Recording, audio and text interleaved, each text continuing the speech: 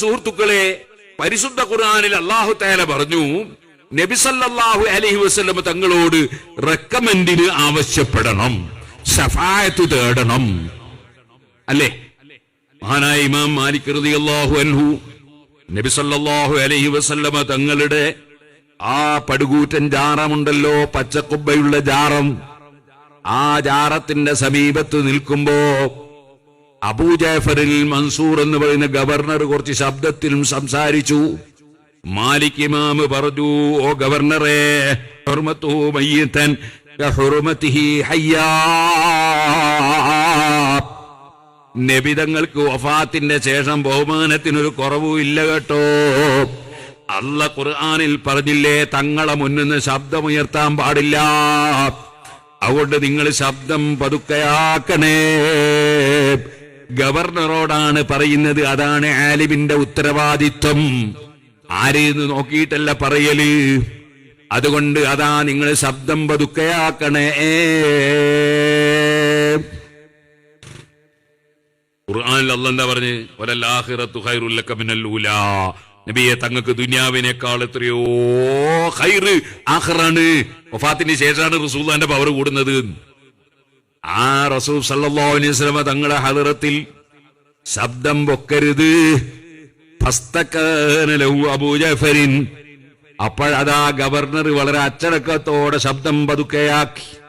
എന്നിട്ട് ചോദിച്ചു, യാ അബാ അബ്ദില്ലാഹ്, അസ്തഖ്ബിലു റസൂലല്ലാഹ് ഔ അസ്തഖ്ബിലുൽ കഅബ ഔ അസ്തഖ്ബിലുൽ ഖിബ്ല, ഞാൻ ഖിബ്ലക്ക് മുന്നിട്ട് ദുആ ചെയ്യണോ, അസ്തഖ്ബിലുൽ ഖിബ്ലത ഔ അസ്തഖ്ബിലു റസൂലല്ലാഹ്,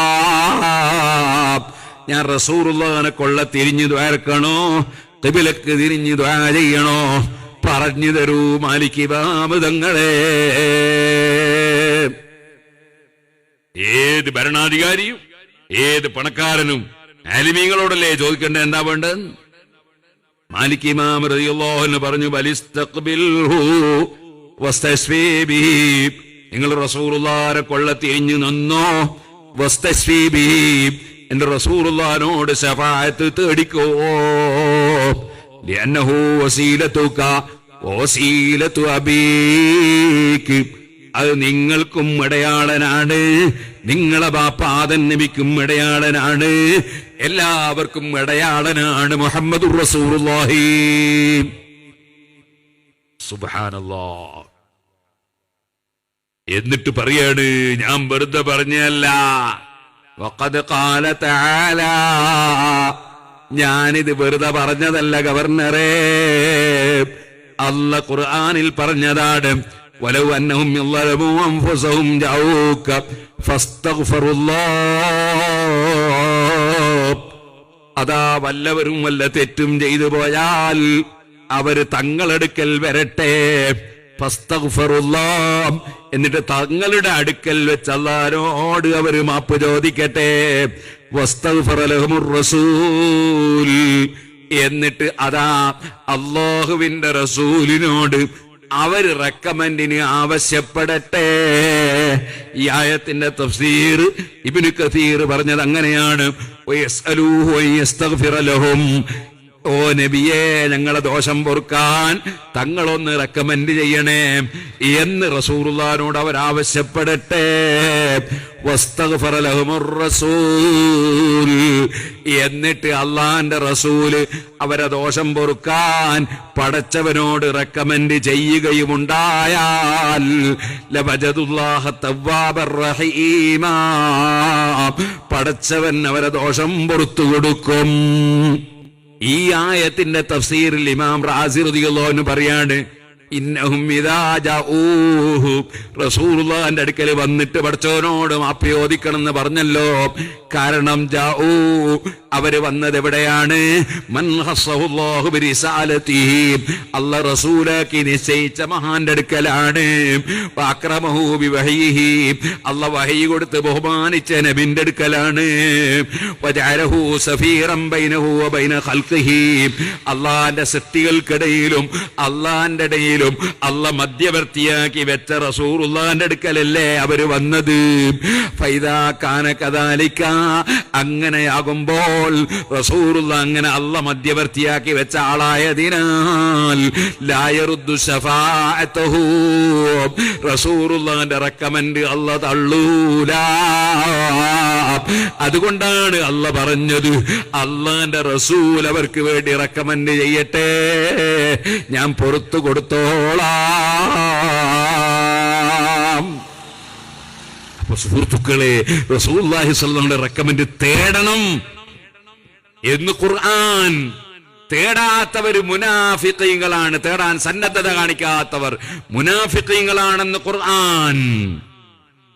إذا قيل لهم تعالوا يستغفر لكم رسول الله لووا رؤوسهم ورأيتهم يصدون وهم مستكبرون. അല്ലാഹ് പറയുന്നു മുനാഫിക്കീങ്ങൾക്ക്, അതേ ഈമാനില്ലാത്തവർക്ക് കുറെ ലക്ഷണമുണ്ട് നബിയെ. അതിൽപ്പെട്ട ഒരു ലക്ഷണമാണ് അവരോട് പറയപ്പെട്ടാൽ വരൂ നമുക്ക് റസൂലുള്ളാഹിനോട് റെക്കമെൻഡിന് തേടാം എന്ന് പറഞ്ഞ് വിളിച്ചാൽ അവര് തലതിരിച്ച് കളയും, അവര് പിരിഞ്ഞു പോകും, തിരിഞ്ഞു കളയും. അവരഹങ്കാരികളാണ് നബിയേ. അങ്ങനെ റസൂലുള്ളാഹിനോട് റെക്കമെൻഡിന് പറയാൻ അങ്ങനെ ഞങ്ങൾക്ക് മധ്യവർത്തി വേണ്ട, ഞങ്ങൾ ഡയറക്റ്റ് പറഞ്ഞോളും. അങ്ങനത്തെ ഒരു ആശയമാണ് അവർക്ക്. അവര് മുനാഫിഖീങ്ങളാണ്. സവാഉൻ അലൈഹിം അസ്തഗ്ഫർതു ലഹും അം ലം തസ്തഗ്ഫിർ ലഹും. ഇനി തങ്ങളെ കാരുണ്യം കൊണ്ട് അവർക്ക് വേണ്ടി തങ്ങൾ എന്നോട് റെക്കമെൻഡ് ചെയ്താൽ പോലും തങ്ങളെ ബഹുമാനം അംഗീകരിക്കാത്ത ആ കക്ഷികൾക്ക് ഞാൻ പൊറുക്കൂല നബിയേ. റസൂലുള്ള റെക്കമെൻഡ് ചെയ്യുമെന്ന് വിശ്വസിക്കാതെ അല്ല ദോഷം പൊറുക്കൂല. എന്തേ ഖുർആനിൽ വേറൊരു സ്ഥലത്ത് അല്ലാഹ് പറയാണ് വസ്തഗ്ഫിർ ലിദംബിക വലിൽ മുഅ്മിനീന വൽ മുഅ്മിനാത്ത്. ഈമാനുള്ള പുരുഷന്മാരുടെയും സ്ത്രീകളുടെയും ദോഷം പൊറുക്കാൻ തങ്ങളെന്നോട് റെക്കമെൻഡ് ചെയ്യണം നബിയേ. ആകയാൽ റസൂലുള്ളാഹിക്ക് റെക്കമെൻഡിന് വേണ്ടി അല്ലാഹ് നിശ്ചയിക്കുന്നു. ആ റെക്കമെൻഡ് തേടണമെന്ന് ഖുർആൻ പറയുന്നു. തേടാൻ മടി കാണിക്കുന്നവൻ മുഅ്മിനല്ല എന്ന് ഖുർആൻ പ്രഖ്യാപിക്കുന്നു. ഓ മുസ്ലിമീങ്ങളെ, എന്നാൽ അബുൽ ഹസൻ അലി നദ്വി എന്ന് പറയുന്ന ഒരു പണ്ഡിതനുണ്ടല്ലോ, തബ്ലീഗ് ജമാഅത്തിന്റെ വലിയ നേതാവായി അവര് പറയുന്ന ആളാണല്ലോ. ആ അബുൽ ഹസൻ അലി നദ്വി എഴുതിയ ലേഖനം ഞാൻ സൂക്ഷിച്ചിട്ടുണ്ട്. അദ്ദേഹം പറയുന്നത് എന്താണ്? മുഹമ്മദ് ഇബ്നു അബ്ദുൽ വഹാബ് എന്ന് പറയുന്ന വഹാബികളുടെ സ്ഥാപക നേതാവില്ലേ, അദ്ദേഹമല്ലേ റസൂലുള്ളാഹിനെ വിളിച്ച് തേടിയാൽ, റെക്കമെൻഡ് തേടിയാൽ ശിർക്ക് ചെയ്ത മുശ്രിക്കാണെന്ന് പറഞ്ഞത്. അതേ വാദം തന്നെയാണ് തബ്ലീഗ് ജമാഅത്തിന്റെ സ്ഥാപകനായ മുഹമ്മദ് ഇല്യാസിന്റെയും അതേ ആശയമെന്നും അത് മുജാഹിദ് വഹാബിയുടെ ആശയം തന്നെയാണെന്നും തബ്ലീഗ് ജമാഅത്തിന്റെ നേതാവായ അബുൽ ഹസൻ അലി നദ്വി കൃത്യമായി എഴുതി രേഖപ്പെടുത്തുന്നു. എപ്പോഴാണെന്നറിയോ? സൗദി ഗവൺമെന്റ് ചോദിച്ചതാണ് തബ്ലീഗ് ജമാഅത്തിനെ കുറിച്ച് എന്താ നിങ്ങളുടെ അഭിപ്രായം? അപ്പോൾ പറഞ്ഞ മറുപടിയാണ് അത് ശരിയായ വഹാബിയത്താണ്. മുഹമ്മദ് ഇബ്നു അബ്ദുൽ വഹാബ് പഠിപ്പിച്ചത് എന്താണോ അത് തന്നെയാണ് തബ്ലീഗ് ജമാഅത്തിന്റെ സ്ഥാപകന്റെയും ആശയമെന്ന് അബുൽ ഹസൻ അലി നദ്വി. അദ്ദേഹം ഒരു കളവെഴുതുമെന്ന് എനിക്ക് അഭിപ്രായമില്ല. അദ്ദേഹം കൃത്യമായി എഴുതി വെച്ചത് കാണാം സുഹൃത്തുക്കളെ. അതുകൊണ്ട് തബ്ലീഗ് ജമാഅത്താണെങ്കിലും അതേ മുജാഹിദ് ആണെങ്കിലും ജമാഅത്തെ ഇസ്ലാമി ആണെങ്കിലും എല്ലാവരും പറയുന്ന ഒരു ആശയമാണ് റസൂലുള്ളാഹിനെ വിളിച്ച് തേടിക്കൂടാ, തേടിയാൽ ഇസ്ലാം എന്ന് പുറത്താണെന്ന വാദം അത് ഖുർആനിനെതിരാണ്. അല്ലാഹ് പറയുന്നു വമാ കാന ലിമുഅ്മിനിൻ വലാ മുഅ്മിനത്തിൻ ഇദാ ഖദല്ലാഹു വറസൂലുഹു അംറൻ അൻ യകൂന ലഹുൽ ഖിയറത്തു മിൻ അംരിഹിം വമൻ യഅസില്ലാഹ വറസൂലഹു ഫഖദ് ളല്ല ളലാലൻ മുബീനാ.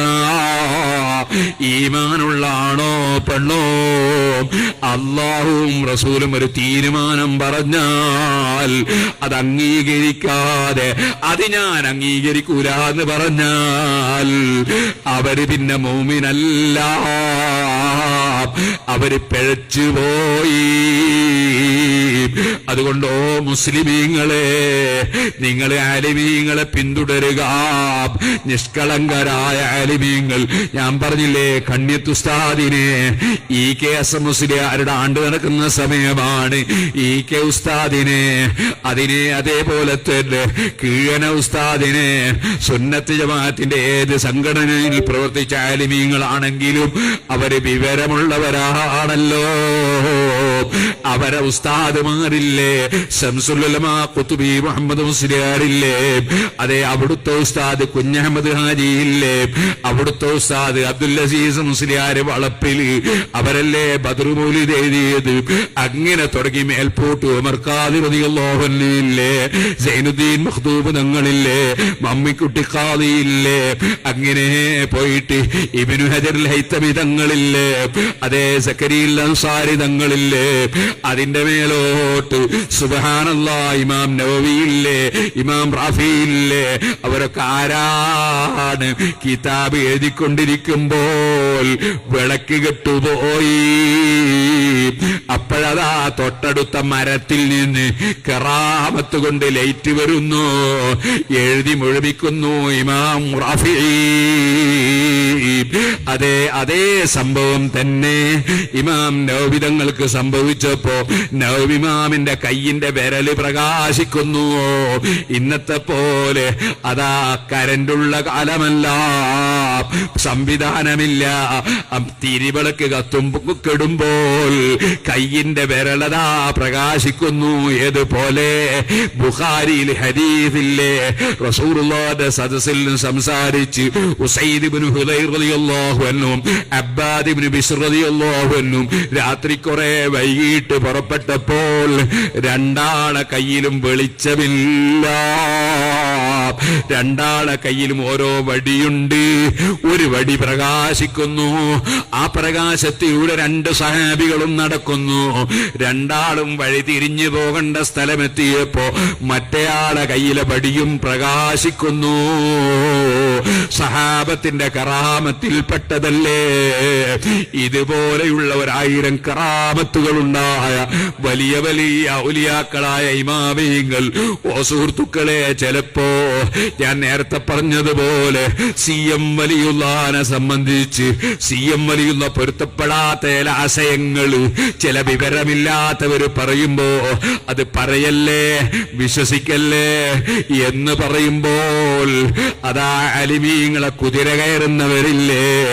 എന്നാൽ സുഹൃത്തുക്കളെ, നവവി ഇമാം തങ്ങൾ പച്ചയായി എഴുതി വെച്ചില്ലേ, ഇസ്ലാമിക ശരീഅത്തിനെതിരെ ആര് പറഞ്ഞാലും ആലിമീക്ക് നോക്കി നിന്നൂടാ, അതിനെ എതിർത്തേ പറ്റൂ. വിശ്വാസം തകർക്കുന്ന ആശയം പറഞ്ഞാൽ അംഗീകരിച്ചുകൂടാ. സുന്നത്ത് ജമാഅത്തിന്റെ ആശയം എത്ര വ്യക്തമാണ്. വൽ ഖദരി ഖൈരിഹി വശർരിഹി മിനല്ലാഹ്. എല്ലാ ഖൈറും കൊടുക്കുന്നവൻ അല്ലാഹയാണ്, എല്ലാ ശർറും കൊടുക്കുന്നവൻ അല്ലാഹയാണ്, സൃഷ്ടിച്ചു കൊടുക്കുന്നവൻ അല്ലാഹയാണ്. പക്ഷേ ശർറിന്റെ നിമിത്തമാണ് രോഗാണുക്കള്, ശർറിന്റെ നിമിത്തമാണ് ഇബ്ലീസ് ശൈത്താന്, അതേപോലെ തടി ഹവ.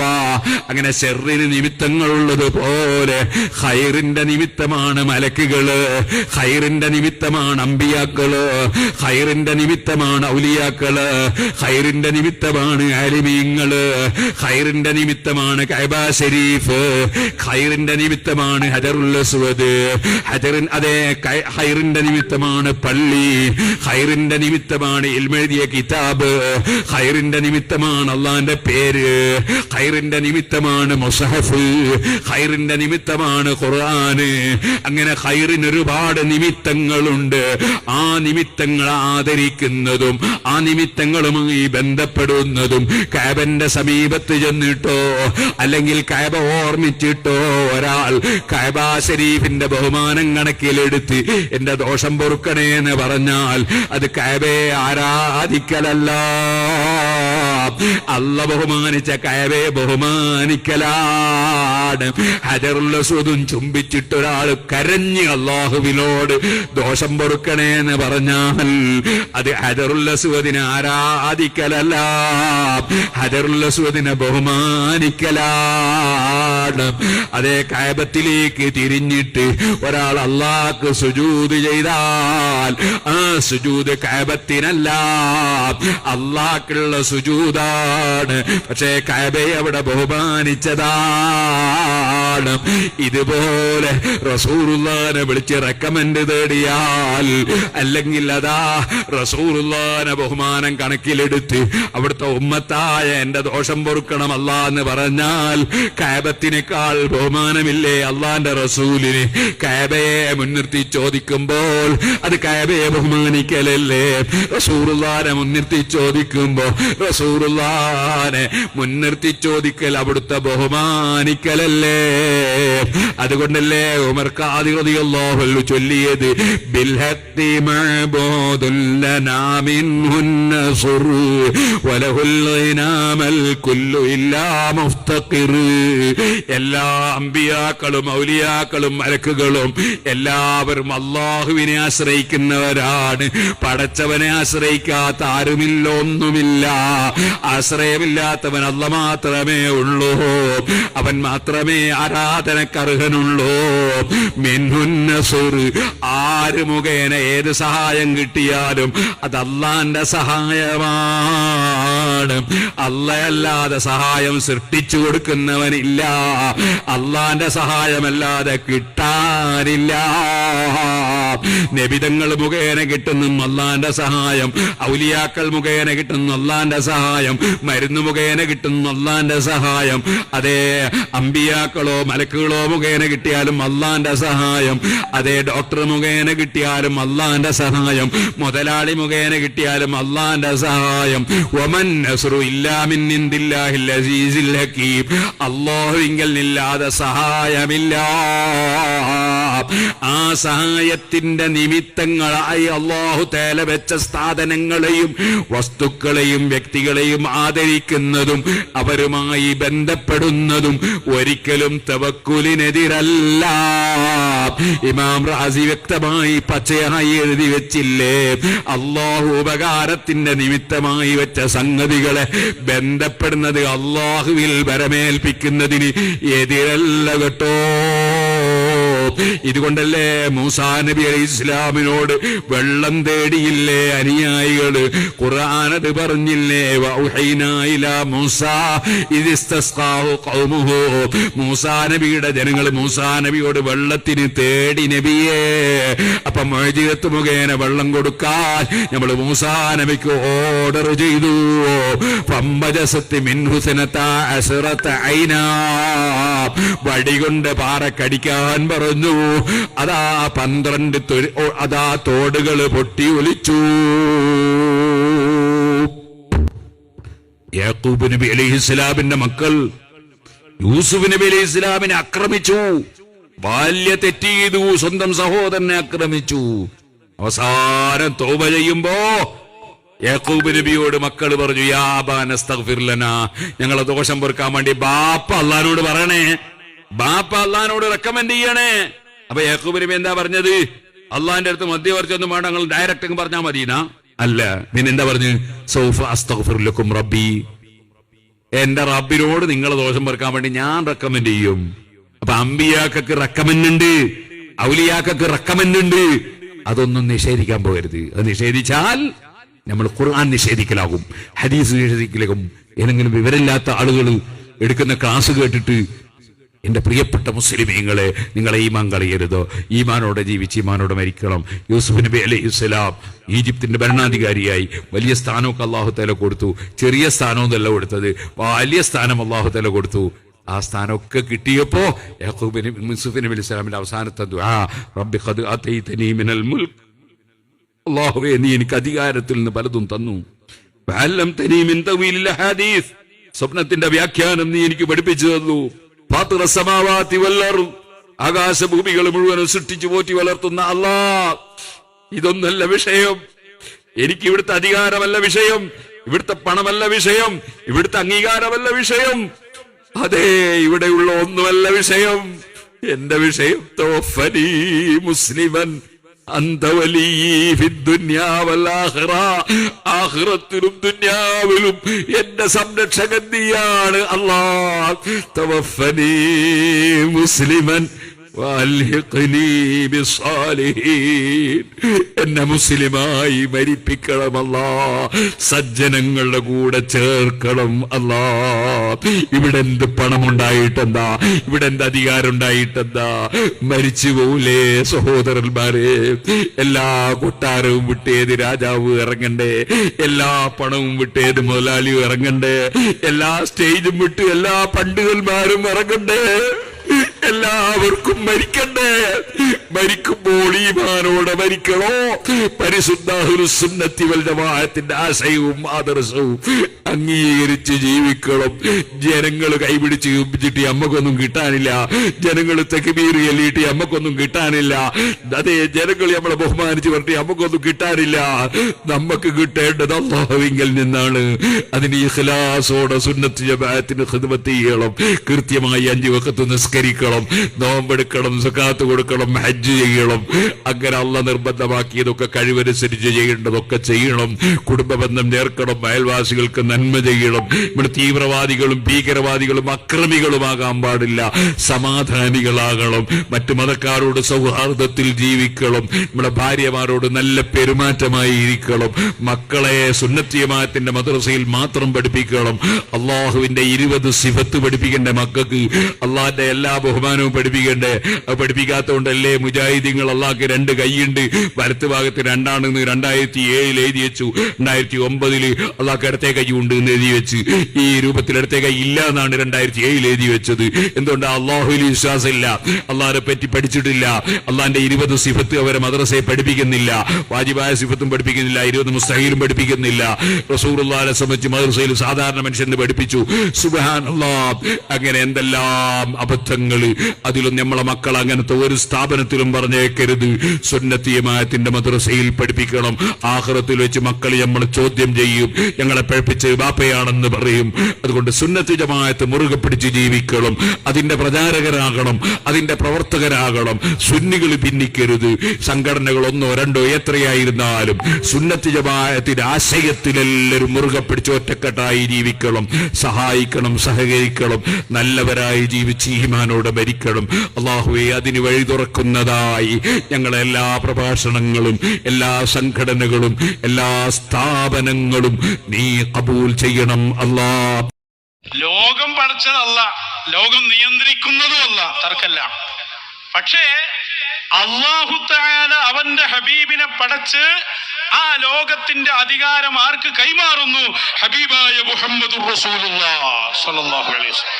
അതിന്റെ രേഖയാണ് ഞാൻ മടവൂർ ശൈഖുന. അല്ലാഹു അവർക്ക് അധികാരം നൽകി. അവരാണിവിടെ ലോകത്തിന്റെ തദ്ബീർ അല്ലാഹു അധികാരം നൽകി നിയന്ത്രിക്കുന്നവർ എന്ന് പറഞ്ഞാൽ അതൊരു ആലങ്കാരിക പ്രയോഗമല്ല, മജാസിയായ പ്രയോഗവും അല്ല. യഥാർത്ഥത്തിൽ തന്നെ ഇവിടെ നിയന്ത്രിക്കുന്നതും ഭരിക്കുന്നതും മടവൂർ ശൈഖുനയാണ്. എല്ലാ അധികാരങ്ങളും അവൻ ഉദ്ദേശിച്ചവർക്ക് അവൻ കൈമാറും. കൈമാറിയാ പിന്നെ നിയന്ത്രണം പോലെ ഉണ്ടാവും. ഇപ്പൊ ഞാൻ ഈ മൊബൈൽ ഫോൺ ഒരാൾക്ക് കൊടുത്താൽ പിന്നെയും അത് സ്വിച്ച് ഓഫ് ആക്കലും ഓണാക്കലും ഞാൻ തന്നെയാണെന്ന് പറഞ്ഞാൽ അത് പിന്നെ കൊടുക്കലാവും. അത് കൊടുത്തു കഴിഞ്ഞതാണ് എന്നതുപോലെ ആലമിന്റെ ഒക്കെ നിയന്ത്രണം അല്ലാഹു സുബ്ഹാനഹു വ തആല അവന്റെ ആളുകൾക്ക് നൽകുന്നു. ഇതൊറ്റൊന്നു മാത്രമല്ല, ഇങ്ങനെ ചില ആളുകൾ ഇറങ്ങിയിട്ടുണ്ട്, പണ്ഡിത വേഷധാരികൾ. ഈ വിഭാഗം അള്ളാഹുവിൻ്റെ ലോകത്തെ മൊത്തം നിയന്ത്രിക്കുന്ന മടവൂർ വലിയുള്ളയാണെന്നും ലോകത്തെ മൊത്തം മലക്കുകളെ നിയന്ത്രിക്കുന്നത് തിയമടവൂർ വലിയുള്ളയാണെന്നും തരത്തിലുള്ള കള്ളപ്രചരണങ്ങൾ അവർ സ്വന്തം കെട്ടിച്ചമച്ചുണ്ടാക്കി മുസ്ലിം സമൂഹത്തിന് മുമ്പിൽ അവതരിപ്പിച്ചുകൊണ്ടിരിക്കുന്നു.